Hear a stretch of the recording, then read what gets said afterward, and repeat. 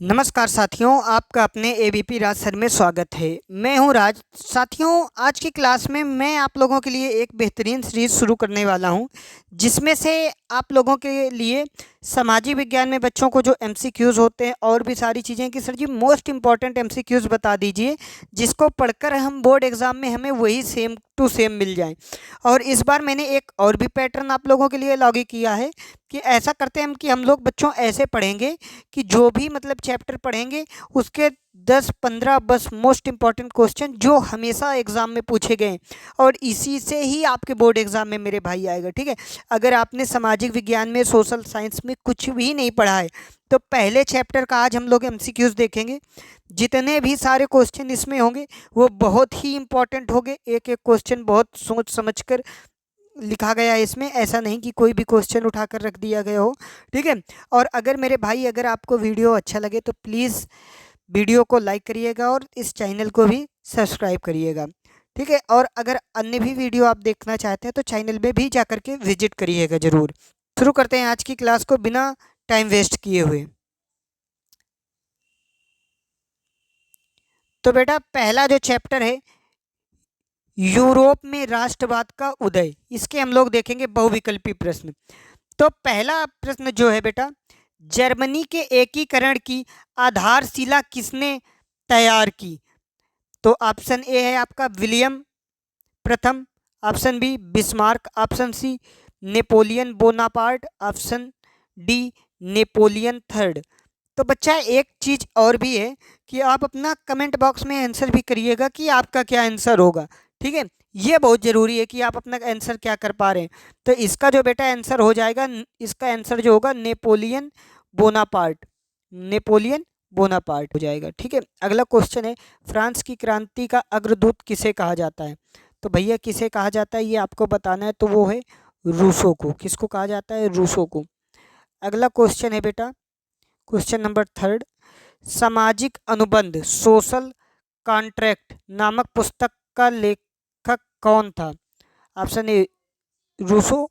आपको बताना है भैया कि कौन सा ऑप्शन होगा सही, आपको बताना है। तो भैया इसका भी क्या होगा? रूसो। ठीक है, आप एकदम रट लीजिएगा। अगला क्वेश्चन है, इटली का एकीकरण कब हुआ? इंपॉर्टेंट क्वेश्चन है, वेरी इंपॉर्टेंट क्वेश्चन है बेटा। इटली इटली के एकीकरण कब हुआ? कब हुआ था ये आपको बताना है कमेंट बॉक्स में। तो कब हुआ था बेटा इटली का एकीकरण? 1871, 1871 ईस्वी में, 1871 ईस्वी में करेक्ट आंसर है। और ये भैया question number 5 very most important question है। क्वेश्चन नंबर 5 जो है ये बहुत ही इम्पॉर्टेंट क्वेश्चन है। आपका जो क्वेश्चन नंबर 5 है कि भाई साहब कितने बार ये बोर्ड एग्ज़ाम में पूछा गया है, ये बहुत ही इम्पॉर्टेंट क्वेश्चन है। ये देख सकते हैं आप 2020 में, 22 में, लगातार 22 के सारे सेट में, 24 में भी दो दो तीन तीन सेट में पूछा गया क्वेश्चन है, बहुत ही इंपॉर्टेंट क्वेश्चन है। तो फ्रांस की क्रांति कब हुई ये आपको बतानी है। तो आंसर मेरे भाई क्या होगा, जल्दी से आप लोग कमेंट बॉक्स में बताएंगे। तो कब हुई थी? 1789, 1789, 1789, 1789 ईस्वी में, 1789 ईस्वी में। ठीक मेरे भाई। अगला क्वेश्चन जो है, यंग इटली सोसाइटी का संस्थापक कौन था? ये भी कई बार आपके बोर्ड एग्जाम में पूछा गया है। तो आप लोग जल्दी से कमेंट बॉक्स में कमेंट करिए कौन था। तो भैया कौन था?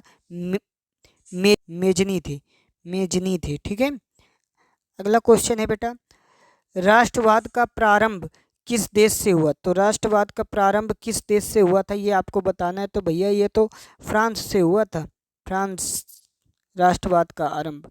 ठीक है, अगला क्वेश्चन है, इटली का एकीकरण किसके नेतृत्व में किया गया? ये भी इंपॉर्टेंट क्वेश्चन है बेटा, कई बार बोर्ड एग्जाम में आपके पूछा गया है। तो इटली का एकीकरण किसके नेतृत्व में किया गया था ये आपको बताना है। तो किसके उसमें हुआ था? गैरीबॉल्डी के। किसके? गैरीबॉल्डी के, आप याद रखिएगा। ठीक है, अगला क्वेश्चन पर बेटा बात करते हैं, पुनः जागरण युग का अद्भुत किस देश में हुआ था? तो बेटा किस देश में हुआ था ये आपको बताना है, तो वो देश कौन था? इटली। ठीक है, आपका करेक्ट आंसर क्या हो जाएगा? इटली। अगला क्वेश्चन है, फ्रांस में गणतंत्र की घोषणा किस वर्ष हुई? तो ये भी आपको बताना है, 2020 के बोर्ड एग्जाम में पूछा गया है। तो ये 1848 में फ्रांस में गणतंत्र की घोषणा कब हुई? 1848 में। तो ऑप्शन सी आपका एकदम करेक्ट आंसर हो जाएगा। ठीक है मेरे दोस्तों, आपको बिना समय गवाए कम टाइम में ज़्यादा पढ़ना है। 2-2 4-4 घंटे की वीडियो देखने से कोई मतलब नहीं है।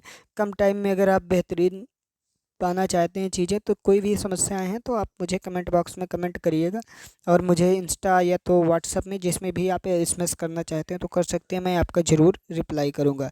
ठीक है फ्रेंड्स, अगर वीडियो अच्छा हो लगा हो तो प्लीज़ लाइक और सब्सक्राइब अपने दोस्तों के साथ भी शेयर करिए। जय हिंद फ्रेंड्स।